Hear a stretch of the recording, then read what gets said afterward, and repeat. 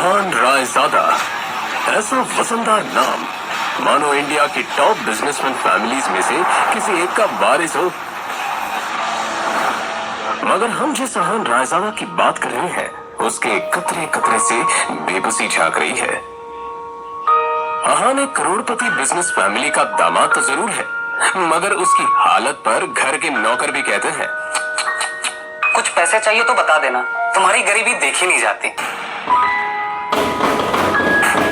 कहने को तो अहान जैसी रिच फैमिली के दामाद सड़कों पर महंगी कार दौड़ाते थे, मगर अहान की लाइफ में 3 चीजें आम थी। पहली चीज बेइज्जती, दूसरी चीज बहुत बेइज्जती और तीसरी चीज बहुत से भी ऊपर वाली बेइज्जती। और हाँ, कभी कभी वो किसी रईस को जब अपनी बीवी को एक महंगे होटल में खाना खिलाते देखता था तो वो खुद से कहता था, एक दिन अपना भी टाइम आएगा जब मैं महंगे सूट में ऐसे किसी महंगे होटल में अपनी बीवी शनाया को दर्शन के साथ खाना खिलाऊंगा। जब वो मेरे सीने से लग के एक रोमांटिक डुएट में मेरे साथ रोमांटिक कैंडल लाइट डांस करेगी ना, तो वहां बैठे सारे रईसजादों के सीने पर सांप लौटेंगे।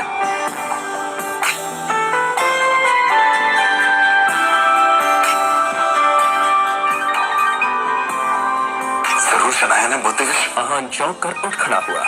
मोबाइल स्क्रीन पर देखा तो शगुन का फोन था। अहान के सारे सपने छूमंतर हो गए। शगुन अहान की बीवी शनाया की कजिन थी, जो हमेशा ही अहान को नीचा दिखाने की कोशिश करती थी। मोबाइल की तरफ देखकर अहान ने बुरा सा मुंह बनाया और फिर कुछ सोचकर फोन उठा लिया। मेरे प्यारे जीजा जी, फोन नहीं उठाते आप? मैम। अच्छा वो सब छोड़िए, आप एक काम कीजिए, साहू ज्वेलर्स पे मेरा एक नेकलेस पड़ा है, मैंने ओनर को कॉल कर दिया है, वहाँ जाके नेकलेस कलेक्ट करके मेरे घर पे आ जाइए। शगुन, मुझे बैंक जाना है और ये मैं बैंक जाने का तेवर किसी और को दिखाइएगा जीजा जी।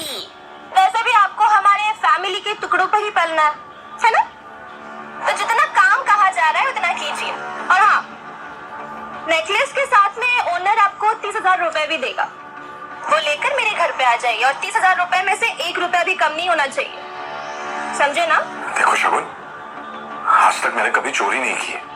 और दूसरी बात यह कि अगर मुझ पर इतना डाउट है तो किसी नौकर को भिजवा के करवा लो। क्या है ना, बहस करने की इजाजत आपको है नहीं, तो जितना काम कहा जा रहा है उतना कीजिए।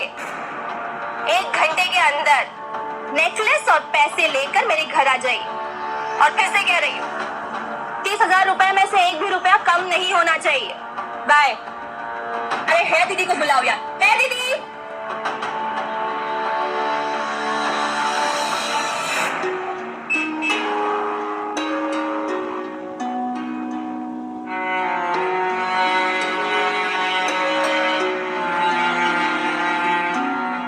जल्द ही अहान फ्रेश होकर बाथरूम से बाहर आया और जल्दबाजी में अपनी अलमारी की तरफ बढ़ा, जिसमें 2 जोड़ी पुराने कपड़े रखे थे। उनमें से जो सबसे साफ कपड़ा था, अहान ने उसे पहनने के लिए चुना।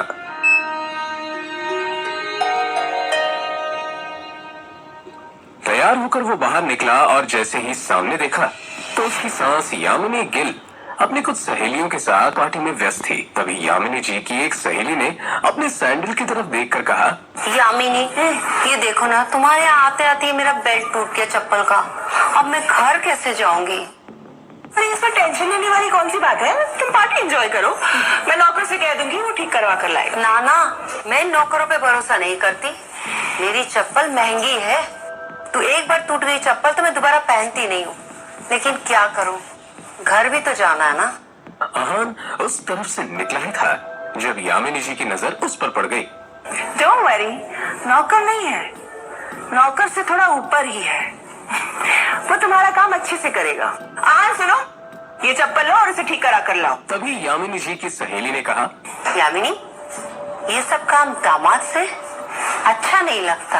अरे तुम इतना टेंशन क्यों ले रही हो, वैसे भी इसे ये सब काम करने में बड़ा मजा आता है। तुम लोग को भी कोई काम हो तो बता देना।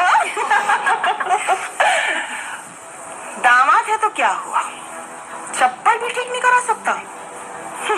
कुछ तो करे, वैसे भी कुछ करता धरता तो है नहीं। ये बातें सीधा अहान के दिल पर आकर लगी। थी, मगर अब उसे ये सब हमेशा ही सुनने की आदत हो गई थी। तो उसे याद था कि आज उसका बर्थडे है, मगर ये सिर्फ उसे ही याद था, बाकी किसी को भी इससे कोई मतलब नहीं था।